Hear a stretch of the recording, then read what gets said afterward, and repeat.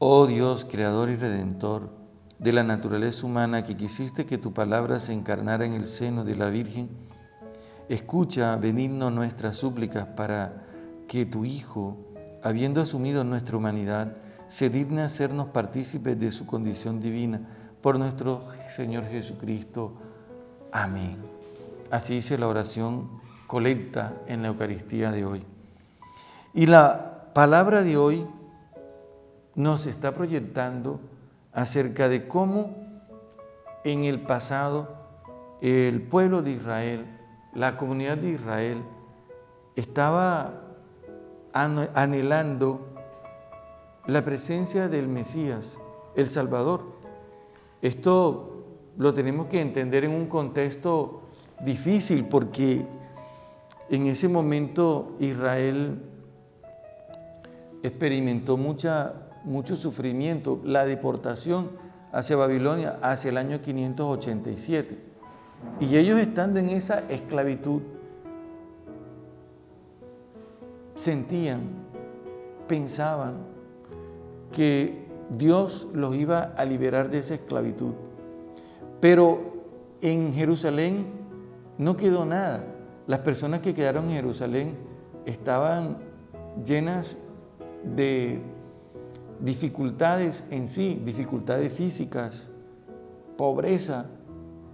Por lo tanto, el Mesías que ellos estaban pensando que vendría con un ejército desde Israel, desde Jerusalén hasta Babilonia, era más que imposible, muy difícil.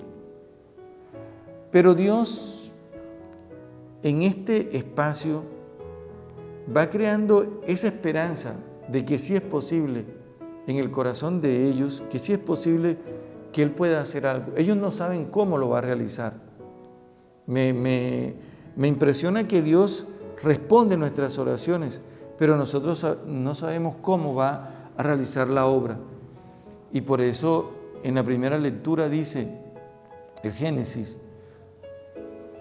no soltará Judá el cetro, no se le irá de las manos el bastón de mando, para que llegue aquel a quien le está reservado, a él prestarán obediencia los pueblos. Aquí está. Esto es una clara alusión profética a la presencia del Rey. En hebreo se dice Mesías y en griego se dice Cristo. Es una clara alusión de que va a llegar precisamente a liberarlos. Este texto del Génesis fue escrito precisamente en ese momento de sufrimiento y de dolor, de esclavitud en Babilonia. Por lo tanto, el texto de hoy del Evangelio hace referencia,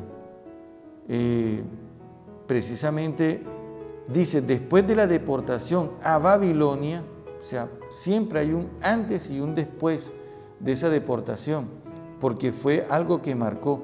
Ahí viene. Dice, así hubo en total desde Abraham hasta David 14 generaciones. Desde David hasta la deportación a Babilonia, otras 14 generaciones. Y después de la deportación a Babilonia, hasta el Mesías. Miren cuántas veces aparece después de la deportación a Babilonia. Una. Así hubo en total desde Abraham hasta David 14 generaciones, desde David hasta la deportación a Babilonia. 2. Otras 14 generaciones, desde la deportación a Babilonia hasta el Mesías. Esto es clave en el texto que acabamos de escuchar hoy, porque Dios cambió una situación, una realidad que era difícil en una realidad de esperanza. Esos esclavos que estaban ahí fueron liberados por un Mesías que se llamó Ciro el Grande, rey de Persia. Pero él no era un rey israelita, judío, no era creyente en Yahvé, era un pagano, pero Dios se valió de él para hacer que su promesa se cumpliera, como se vale de muchas cosas para hacer que su promesa se cumpla en nuestras vidas. Amén.